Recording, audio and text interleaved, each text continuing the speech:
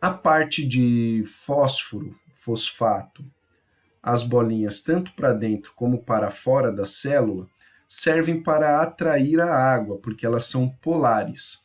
Já a parte do meio, que é lipídio, serve para repelir a água, são apolares. Então a água é atraída até o sal mineral fosfato, fósforo. E aí o lipídio impede a entrada ou saída indiscriminada dessa água da célula, tá bem? A função dessa proteína de identificação, de canalização, de carreação e de recepção. Na identificação, a proteína está ligada ao glicocálix, a uma glicoproteína, e aí serve para identificar a célula, por exemplo, para que essa célula não seja atacada pelos glóbulos brancos ou anticorpos do próprio organismo.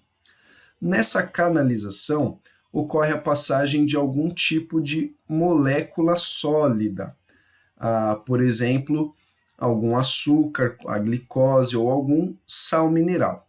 Na carreação, ocorre o gasto de energia, porque esta proteína ela muda de configuração. E já na recepção, ela pode ser, por exemplo, a ação enzimática ou a ação dos anticorpos, tá bem? Então, por exemplo, essa pode ser a membrana plasmática de uma bactéria, e aí esta peça é um anticorpo. Aí ele se encaixa para segurar a bactéria para a posterior eliminação do organismo, tá bem? Os glicídios da proteína, então as glicoproteínas, formam o glicocálix, que serve para a identificação celular. E aí a membrana plasmática recebe dois nomes diferentes. Uma, bicamada fosfolipídica, e a outra de mosaico fluido. Por quê? Bicamada fosfolipídica. Então reparem que a bicamada está separada, mostrando aqui as proteínas intrínsecas. Então, uma camada fica voltada para a face interna da célula e a outra camada fosfolipídica para o meio externo. Beleza? Essas proteínas, elas não têm uma posição fixa.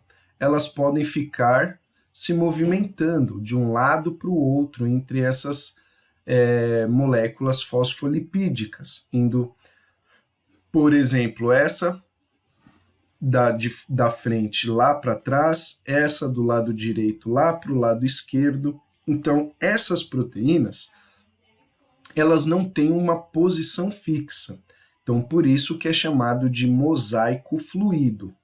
Por que mosaico? Porque ela parece essa obra de arte, cheia de peças menores e diferentes, formando então esse mosaico. E é fluido por quê? Porque essas proteínas não têm uma posição fixa, elas ficam se mexendo dentro dessa bicamada fosfolipídica, tá bem?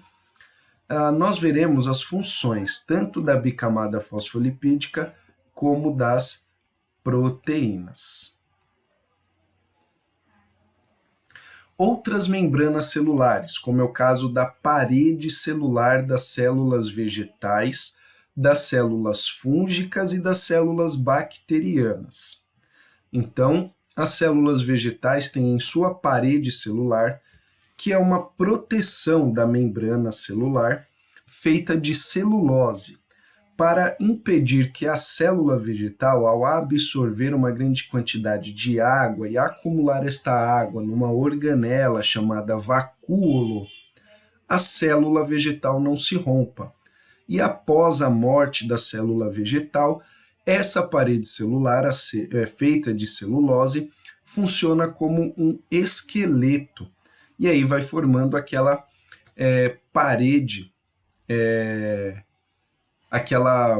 a lenha, né? A árvore, a lenha é feita de células mortas impregnadas ou de lignina ou de celulose, através da parede celular aí, tá bem? Então, a parede celular serve como sustentação para a célula vegetal e para o vegetal como um todo, e também serve como proteção para a membrana plasmática.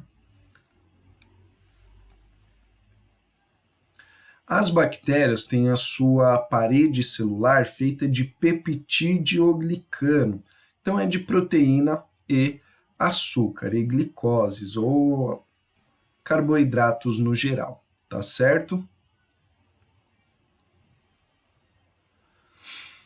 Uma coisa bacana, um detalhe sobre as células vegetais. As células vegetais têm canais de comunicação, tá bem? Então reparem aqui que elas têm canais de comunicação. E aí, como está configurada essa célula vegetal? Em azul, nós vemos aí a membrana plasmática. Em amarelo, nós vemos a parede secundária, ou até a parede de celulose, e aí nós temos esse espaço aqui, chamada de lamela, entre uma célula vegetal e outra. Então, através desses espaços, as células vegetais elas se comunicam, elas trocam substâncias.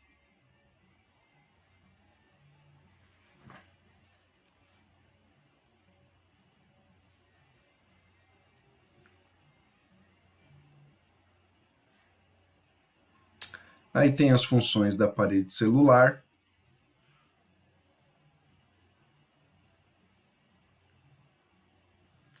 as funções do glicocálix,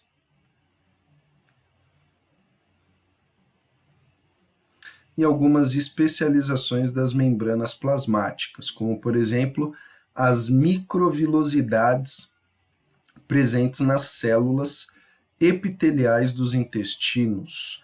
Então, essas microvilosidades servem para aumentar a superfície de contato com o alimento, facilitando a digestão e também a absorção de nutrientes.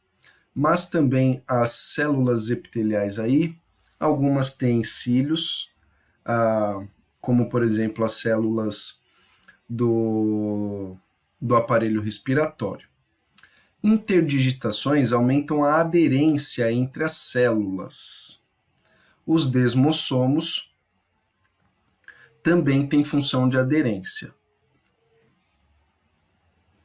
O que é importante saber é sobre as microvilosidades. Elas são mais comuns aí nos vestibulares e durante as aulas.